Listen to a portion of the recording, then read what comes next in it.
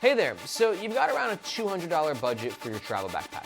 So here at Nomads Nation, we have reviewed over 700 plus of the world's best bags. And I personally traveled to over 60 countries using many of these bags. Well, I hate to break it to you, but there's a good chance that you might end up hating it within 1 hour of your trip. And by then, it's too late. And in this video, I'm gonna show you exactly what to look for so this doesn't happen to you. I'm gonna tell you which popular bags to skip and my top 5 picks in this price range that, in my opinion, kind of function more like $300 or $400 bags. And you're definitely gonna wanna stick around to the end of the video where I'll show you my #1 favorite. Before we jump into the actual list, let me give you some buyer's guide tips. And I'm also in the comments day in and day out reading what our community has to say about their experiences with their bags. And there's definitely some recurring themes here. And far and away, the #1 theme and reason why people end up hating their travel bag is because it's uncomfortable. But I know that it can be a little tricky finding a comfortable backpack online, especially when everyone's body types are different. So all the bags that we picked in this list are really comfortable, not just from my experience and the Nomads Nation team's perspective, but also based on all the comments that I've been reading over the years on this channel and also on Reddit on One Bag and Many Baggers, and also like internal data that we've actually accumulated that we've surveyed from our own community, because I can't emphasize enough, like comfort is gonna make or break your bag for you. But almost just as importantly is going to be the durability of the bag, because let me tell you, nothing sucks more than when you get to a destination and you try to open a compartment and a zipper snaps or breaks on you. It can ruin your entire trip. So you need to depend on your gear. You need to know that that's not gonna happen. And while it can happen, even with the best gear, right? Like there's no guarantee. The bags that we picked are gonna definitely be a little bit more on the more durable side, based on our testings and again, the feedback that we get on our channel. And then from there, once you got comfort and durability situated, then you can kind of hone in on the experience that you wanna have. Do you like a lot of pockets? Do you like something that's more lightweight? Are you on a super budget? Or can you maybe spend a little bit more? So the bags that we picked on this list actually are meant to fit different use cases, so you can easily find the one that best suits your needs. Speaking of which, let's start with the first one. And this is our pick if you're on an extreme budget, right? Like you're aiming for 200, but you're gonna be really stoked if you can cut that budget in half, because the Tomtoc T67 is coming in at around 100 USD. And it's not compromising features for that price. I really love Tomtoc. I've reviewed probably, I don't know, 10 of their bags at this point. And I am constantly blown away by their value proposition as to how much they charge for a bag versus what you're getting from that bag. The T67 has a duffel style opening, which is really great for packing. Makes it a lot easier for those long haul international trips. And it's also got some compression straps, 2 on each side. And these allow you to kind of cinch your bag down. So in the situation that you're traveling with, let's say like Ryanair or a budget airline, you gotta hit a very specific depth to fit it into that carry-on bin, and you can kind of cinch the bag down and increase your chances of that happening. It also comes with a luggage pass-through holder, making it a really great suitcase companion as well. But for me, a couple things that take it to the next level are gonna be just how chunky and well padded the shoulder straps are. That also extends to the back panel. It's really well ventilated, and it's just like a really comfortable wear. But also that durability, I mean, guys, we're getting YKK zippers on this bad boy. Yeah, I mean, for $100 on a bag, it's not a guarantee that they're gonna use the world's best zipper brand. But that's just kind of what Tomtoc does, where you get this really high quality bag, and you're kind of bewildered that you can't believe you spent $100 on it. Now the size is 38 liters, but it's also not. I think it's gonna pack and feel closer to like a 30 to a 32 liter. It's also coming in at a pretty reasonable 2.8 pounds. Currently only comes in black, and it runs around 105 USD. And one cool thing that I forgot to mention is that if you're really into any of these bags that we're talking about and you want to learn more about them, each one has their own in-depth, full-length review, which you can find linked in the description below. All right, moving up by price, next up we have the Osprey Daylite 35-liter backpack. And Osprey, out of all these brands, is probably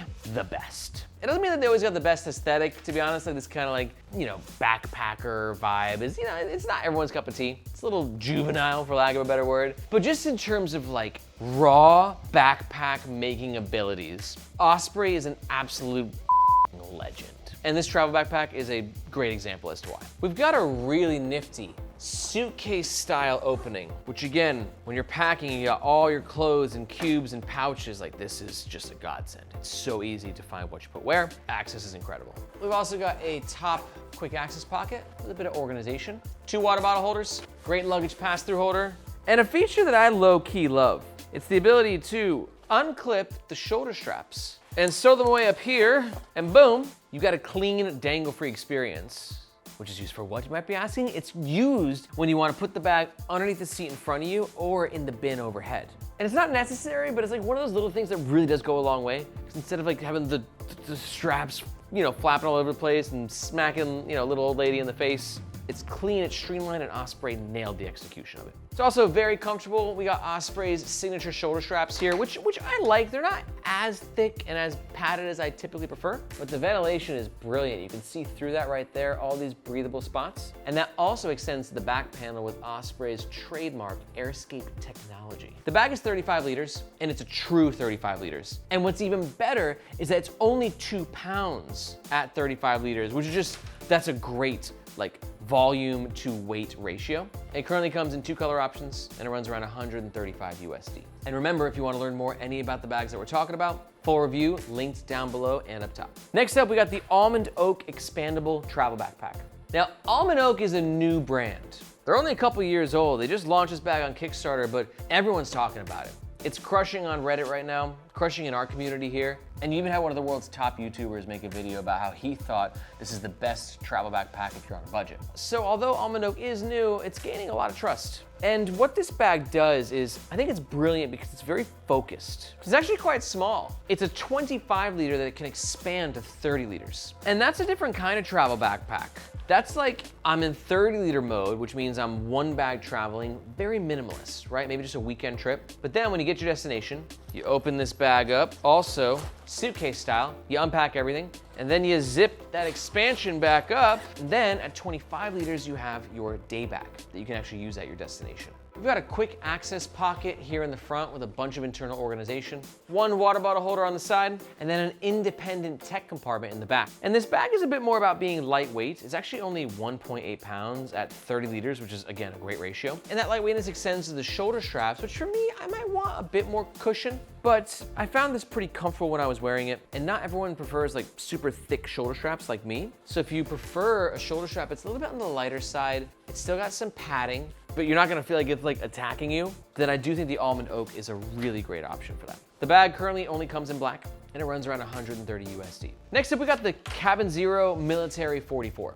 Cabin Zero is a UK company, and they're really relentlessly focused on carry-on, like hence the name, right? And because of that, a lot of their bag sizes will be very applicable to European airline restrictions. Now, this is a really cool bag. I think a lot of people are going to really be drawn to the more tactical aesthetic. So we have all these external lash points, giving you the option to carry things externally on the outside of your bag. This clamshell style opening is not the suitcase style. It's sort of like the old school style, where it opens up fully like this. Not actually fully. I wish the zipper did extend all the way down, but you can still get some phenomenal access here. One cool thing about this bag too is that there's no separate laptop sleeve.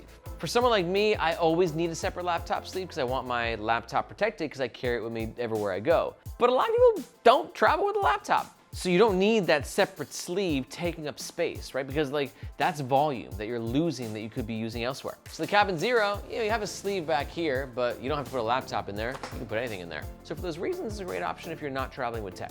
We've got one side bottle pocket and 1, 2, 3, 4 compression straps. And this is a bag that's really bringing a lot of comfort to the table. One thing in particular I love, obviously the chunky shoulder straps, great ventilation here on the back panel, and an included hip belt. I'll be honest, like, it's a hip belt. This is not like a really great hip belt. If you're looking for an incredible hip belt on a travel bag, definitely go more like Team Osprey, but look at their hiking bags, because you want a really good hip belt to be integrated into the bag and not just like a little dangly piece of nylon, but like it can help. It's better than not having it. But one comfort feature this bag has that none of the other bags have that I wish that they would have are these right here, load lifters.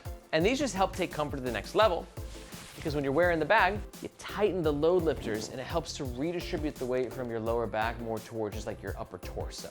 And it's a little thing, but it goes a long way. And there's just something about like locking in and just like once you get your travel bag on, like you're going to the airport, like, wait, hold on guys. You just do one of those. It's like, I'm ready.